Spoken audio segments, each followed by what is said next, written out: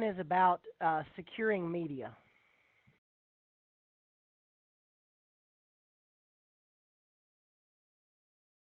So we're going to talk about just basic ways to reduce attacks. And basically, those are going to involve securing wired and wireless networks. We're going to talk about the risks of both.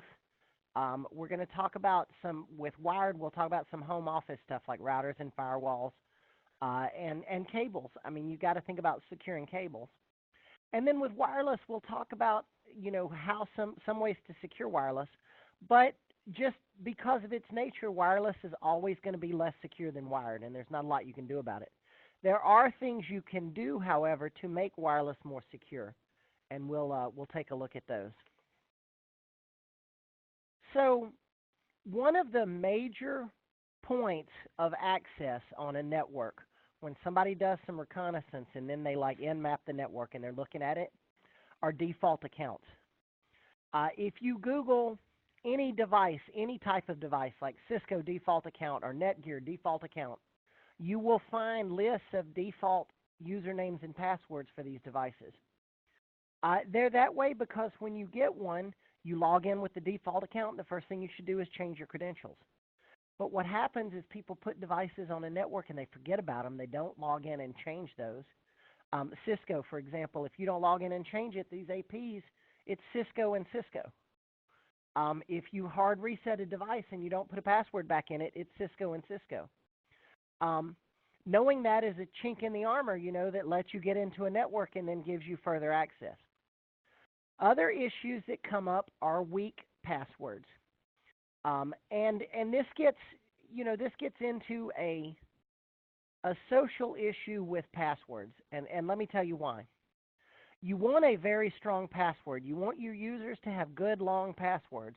However, the moment that user writes your password down, all your security is out the window. If I make, let's say I'm the net admin at Northwestern, and I make your password to get into your email 25 characters, and it's got to have an uppercase, a lowercase.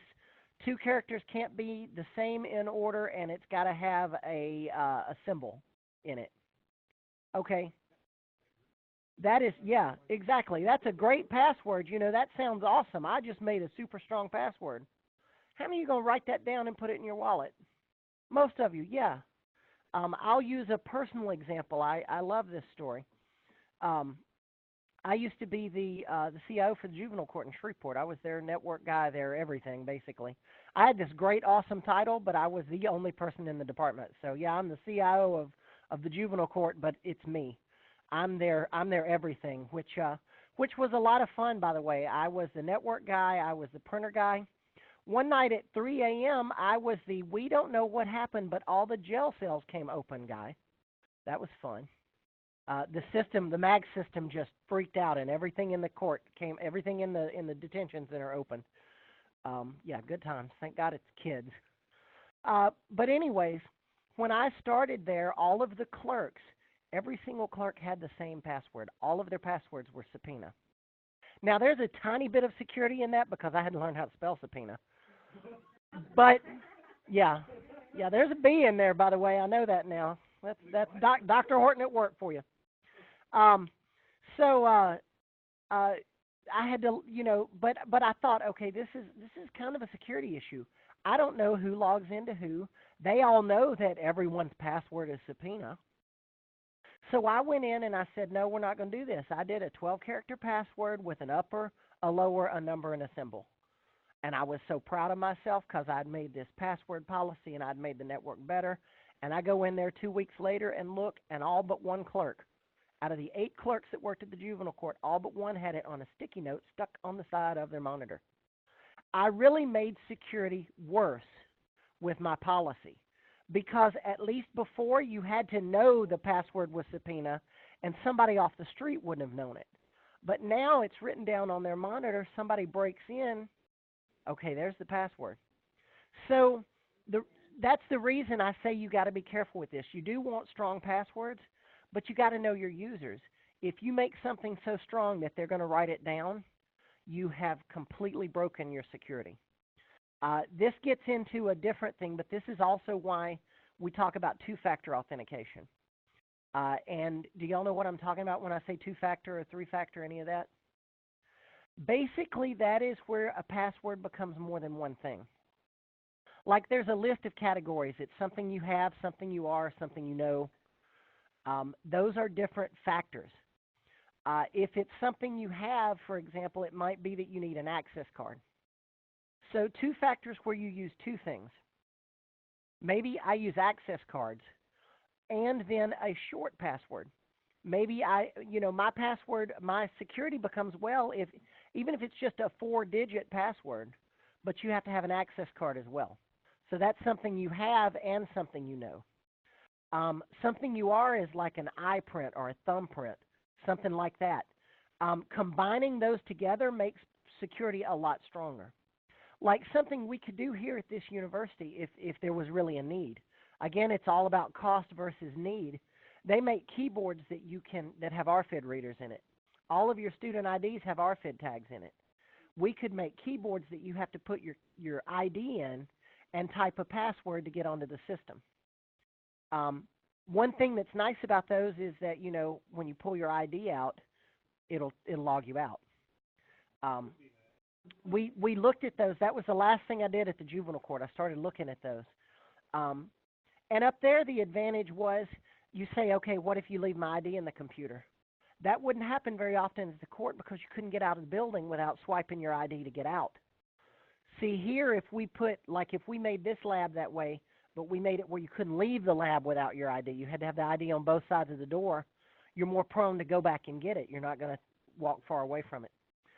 A very simple two-factor is you may have this turned on Google. I have it on mine. If I log into Gmail from a computer I've not logged in before, it sends me a text message with a number. Yeah, that's two-factor. That's all we're talking about here. So, do what? Yeah, it is irritating, but I do understand it from security. I don't like it because I'll log in at home with a new browser into virtual machine or something, and then I have to go find my phone, which is, God knows where. But again, for security, I do understand it. So their suggestion of a strong password is 8 characters with an uppercase, a number, and one special character. What reasons do y'all think they add those things? Like, why do we want an uppercase, a number, and a special character?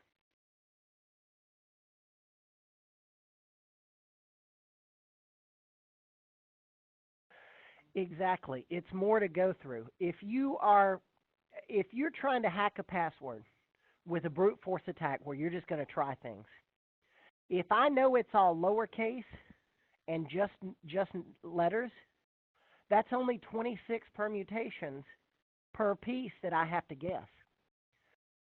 If this is why, it gets into social engineering, but shoulder surfing is important.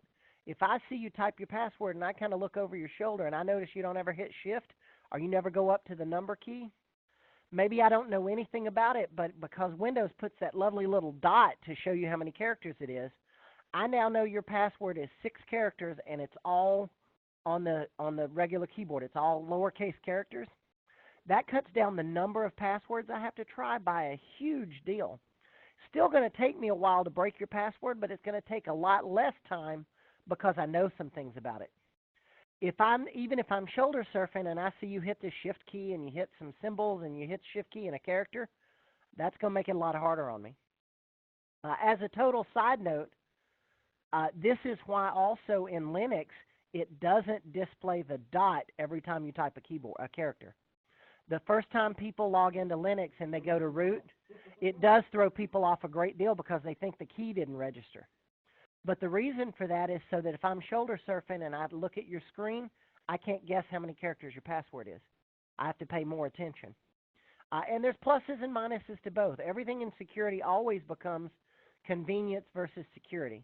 We can make a system super, super, super secure, but if nobody can use it, what's the point of it? So once you gain access to a system, one of the first things you want to do is called privilege escalation. This is something you'll talk a whole lot about when you take CH class, because once you gain access to a system, the first thing you want to do is try to escalate your privileges. And there's 2 types, vertical and horizontal. Vertical privilege is basically when you're trying to become an admin or a root on a system. You're trying to become a higher user because if you become an admin on a Windows system or root on a Linux system, you basically have what we would call the keys to the kingdom. You got access to everything on that server at that point. Horizontal is if you gain access to one user's access, but you can get access to another user at the same level. For example, a horizontal privilege escalation would be if you logged into one of the computers in the lab and another student had left themselves logged in and you were able to assume their identity. You were able to become them on this system at the same time. And each is, again, according to what you're trying to do. So a backdoor, we've talked about this before. This is something that is to bypass normal authentication and other security mechanisms. Originally, backdoors were written in by programmers for good things. Like an example that I gave the CEH class, I think last week when we talked about this in there. Back in the days pre-Windows, there used to be, in DOS, you would run something called a menu maker, which basically drew out a little menu on your screen and put numbers on it for different programs. And it was designed for people that didn't know computers and DOS to be able to use their machines. Well, you could put a password on that, so they had to type a password to use the computer. Okay, that sounds great and awesome. This was pre-Active Directory or any of that stuff, so there really was no security involved.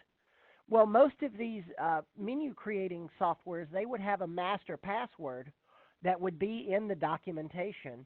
There was no internet for you to find this stuff on, so it stayed relatively private. But it was so the admin, if you changed your password on the menu and you didn't remember it, they could go type in that master password and get into it and reset your password. So it sounds great.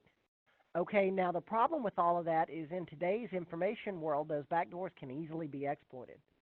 Maybe you're coding something and you write a backdoor in because you think this will help you later, but it can end up being exploited, so it's a bad idea.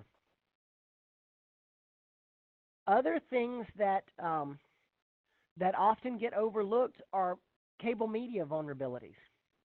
Now, you know the three main types of cable in use are twisted pair, fiber optic, and then coax.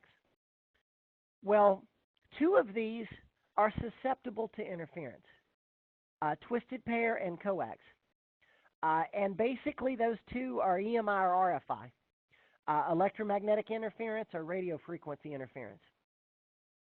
One of the issues with this type of cable is that there is, because it uses copper and it uses electromagnetic to transmit, with the right equipment, you can eavesdrop on the cable.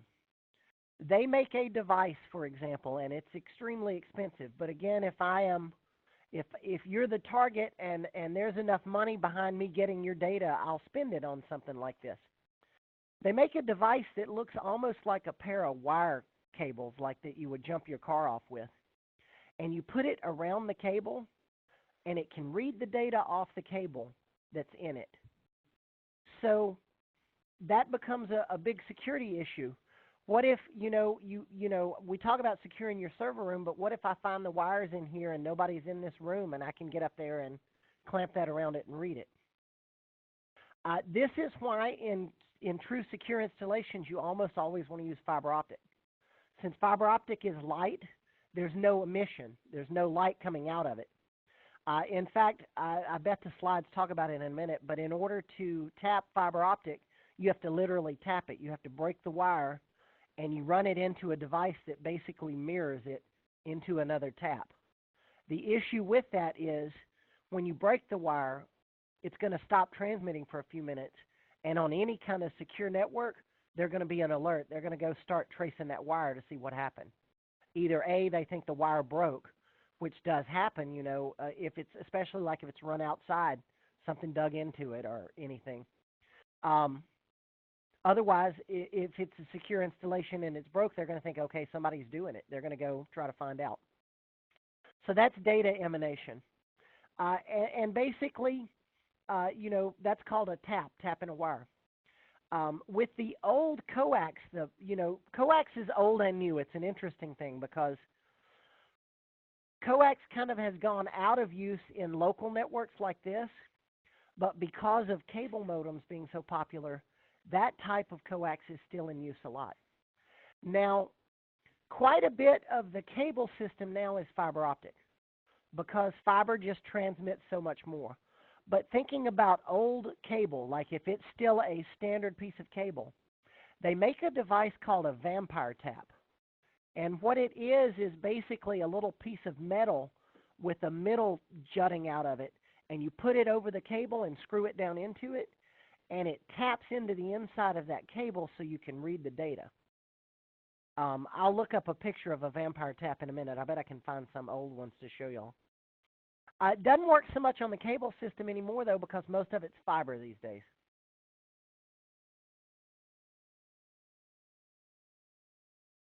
So, lots of people use wireless these days. Wireless is absolutely everywhere. How many of y'all have wireless at home? Everybody in the room, essentially. Some things with wireless. They didn't put it on here, but I'm going to say it again. We talked about it with network devices. Change the default passwords. Most home wireless, the username and passwords, admin and admin. You want to, or admin and Linksys. You really want to change that because, you know, if that's the default and you don't change it, other people can get into it. Modify the password, modify the username. Disable remote administration if it's not needed. The jury can be out on that. In a way, disabling remote administration may add some security. But if you're setting this up for someone, you might need remote administration turned on in case they can't do something. I'll use my mom's cable modem as an example. I have it turned on hers because I'm not going to drive 100 miles to check on it if I can avoid it. They mentioned that you can disable the SSID broadcast. I will say to that is a nice added security bonus, but it should by no means be the only security that you employ. Mainly, if you disable SSID broadcast, all you're going to do is stop people from just logging into it with their phones. I'll use this room as an example. Our network in this room, the SSID is turned off. The only reason it's turned off is so that just everybody in the building doesn't automatically try to connect to it.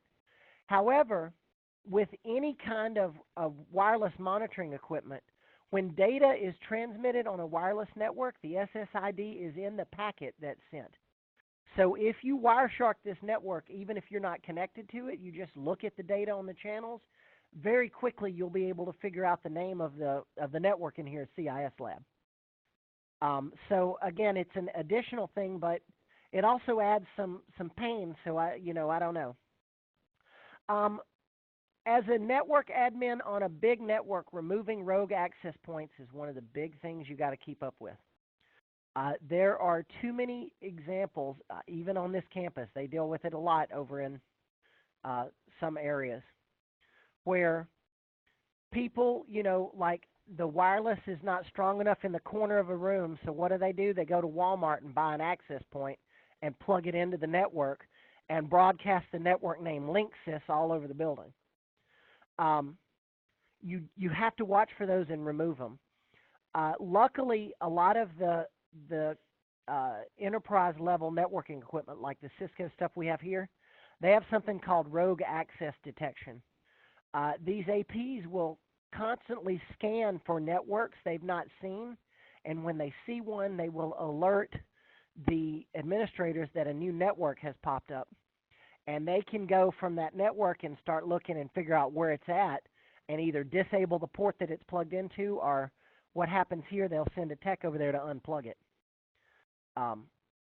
Another issue with wireless is using weak encryption. WPEP was the old one. Don't use it. WP is easily cracked. If you want to see just a video that's kind of amusing, do a YouTube search for break WEP encryption. You'll see that there's some where they do it in about 2 minutes. Two things about those videos that will disturb you. Number one, how quick they do it. Number two, one of the ones I remember watching, I think the guy sounds like he's about 11 years old that's doing this. It's pretty easy to do these days. We have moved to WPA2 for that reason, and specifically you should use AES encryption if all your devices support it. The other type is called TKIP, and it's temporal key encryption, or AES is advanced encryption symmetry. AES is better, assuming, again, all your devices support it. These days, anything made in the last probably 4 years or so is going to be AES supported, so I would move to that if I can. And then other access point strategies. They mentioned placement, firewalls, and encryption technologies on the application layer. Lots of places will separate their wireless out into a separate network. We didn't do it in here. I started to put it on a separate VLAN just because. But since there's so few users, and down the road we might do that. If we rebuild the network in here, we might move it to a VLAN. If you are working for a small to a medium business and they provide free wireless to the public, you should definitely have that on a separate network. Like if you go to Brookshire's or Walmart, you can log into their free Wi-Fi. That should not be remotely connected to your actual systems. That ought to be a separate network all the way back to a firewall. And the reason they put placement on here, generally this isn't something you'll do at home because you want good strong signal everywhere. But with a lot of the enterprise-wide stuff, you can change the signal down. Like if I wanted to really make sure you only had access to our wireless in here in this room, I could change the wattage. I could move that thing to the middle of the room and lower the wattage to the point that you just don't get a signal outside of the room, or barely outside of the room. That is not foolproof, because different antennas can pick up different things, but it helps a lot, if you're not broadcasting outside of your area. That becomes especially important with these AC wireless adapters because now AC broadcasts a long ways. Like how many of y'all live in apartments? Go to your View Wireless Networks one day, and I bet you see tons of networks. I live in a house, and I still see probably 5 networks in my area. But in apartments, you'll see a bunch of them. Or if you live in like the trailer park over here where there's a lot of houses close together, you'll probably see tons of different networks. So because wireless is, by its nature, wireless, it's broadcast, there are ways to find out things about wireless, and one is war driving. And this is just the act of searching for networks by driving around with a wireless antenna and seeing what you get. Ways to protect, they say hiding the SSID. I'm going to say that doesn't work for crap, so kind of ignore that one. Again, the reason I said that is because when a wireless network broadcasts a packet, the SSID is in it. Decreasing the power levels will help. Again, if they can't read it on the street outside of your house, then they're not going to get anything on it. And strong passphrases and changing the passphrase. Again, these are good things. These will keep them from being able to log on to it, but they won't keep them from learning it. As an example, and again, I think I've shared this with y'all, but if I haven't, y'all in the CH class are so close together right now, it's hard to keep them separate. But have I talked to y'all about wiggle.net? Okay. When I get done recording, y'all go to wiggle.net, WIGLE.net on the computers behind you. What this is, Google did some war driving when they do the maps, and wiggle.net is the output of that, and it's basically every wireless network that was seen when they were doing street views on the streets around your area. By itself, that doesn't necessarily mean there's any problem. You'll go there and you may find your network on it, but if your network's secured, it's going to show that it's secured. It's just kind of frightening that it's out there. All of this information is just easily out there and findable. If you go put your address in, you'll probably, if you've lived there a little while, or if Google Street View has been by your house since you've lived there, you'll probably find your network on that site. So other ways that used to happen, war chalking. This is something you don't see anymore, and you really only saw it in bigger cities. Back before there was free wireless everywhere, people would war chalk open networks. And what that means is they would actually draw symbols on the sidewalk in front of houses that had open networks. So if you were walking around and you wanted to do something a little shady on a network and you didn't want to do it at your house, you could find that symbol and say, oh, there's an open wireless here. I'm going to get on this little old lady's network to do whatever it is I want to do. Um, so, two other types of attacks that happen is an inhalation vector attack and a Wi-Fi disassociation. And basically, in doing a Wi-Fi hack, what you have to do is you try to capture the association packet where a machine sends the key back and forth to the access point. Well, they'll do it every once in a while anyways, but it takes forever. If you are just passively paying attention to a network, you will eventually get the keys. And then you can take that key and brute force it, but that may take a very long time based on how long their key is. A disassociation attack is where you send a packet that makes the machine disassociate from the access point, so it sends the packet again. And you do that until you can capture a packet. The issue with that becomes from a legal standpoint, you have now broken the law because you've actively sent a packet to a network that wasn't yours. Listening is not technically illegal. That's where they get into this big gray area of the law right now. It's kind of that idea of the signal's out there and it came across my land or whatever. I can listen to it if I want. So another important piece of this puzzle is that these days wireless is not just a computer. We have tons of things that are Bluetooth and that are RFID and NFC, and all of these are vulnerable to different types of attack. Bluejacking is one where you basically send unsolicited messages to Bluetooth-enabled devices. Blue snarfing is not unlike that, except you access information on the phones. This is why, even though it seems like a pain, like if you've got a car with Bluetooth and you connect your car radio to your phone, it says, do you want to download the phone book? You tell it yes, then you got to go to your phone and say yes. In the old Bluetooth standards, that wasn't there. People learned they could hack this. They could connect to people's phones and pull their phone books off of it. In fact, there was, and it's been several years now, but I remember a story about some people in Hollywood that basically got blue snarfed and they pulled their phone books and published on the internet this huge list of all these celebrities' private phone numbers. So, I mean, it was easy to get to. RFID and NFC are technologies that are really coming into play more now than ever. RFID, you've all got a student ID. If you've come in the door over here, that's RFID. You're getting close to it, and it sends a signal to let you in or access it.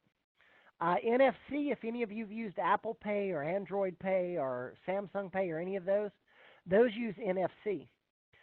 The idea, again, is being that it's near field. You're supposed to get close to it, but it's still transmitting and receiving, so there's vulnerabilities there if it's not properly secured. So for Bluetooth, they say basically turn the Bluetooth device to undiscoverable. Turn it off if it's not necessary.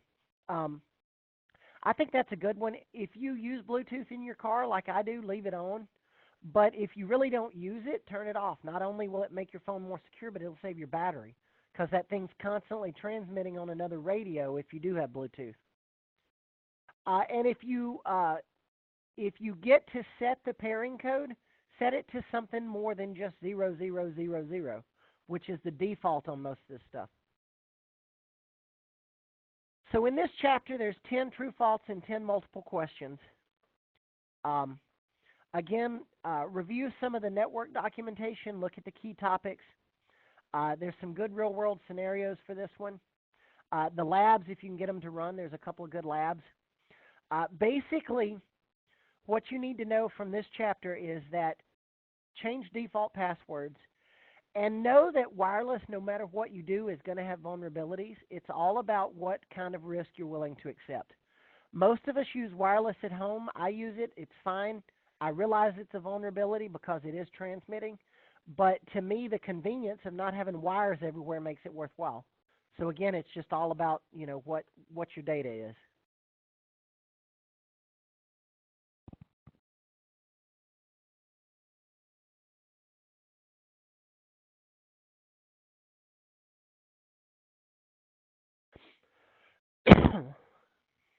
Y'all have any questions on that one?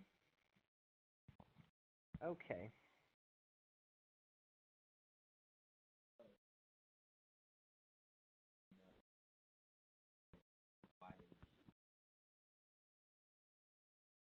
Right.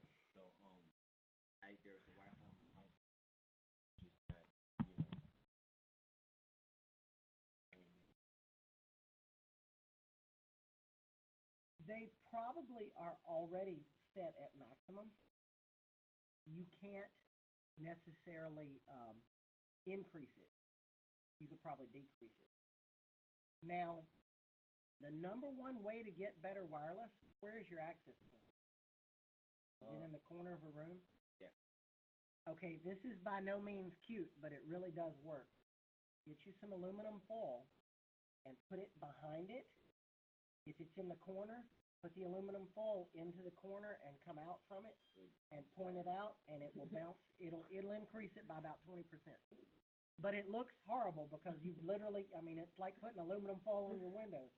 Y'all know that it looks redneck, but there's a reason people do that, because it makes your electric bill go down. So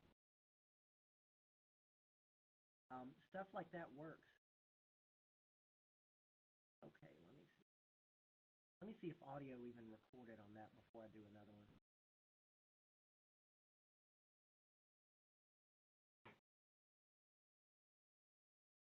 So while I'm doing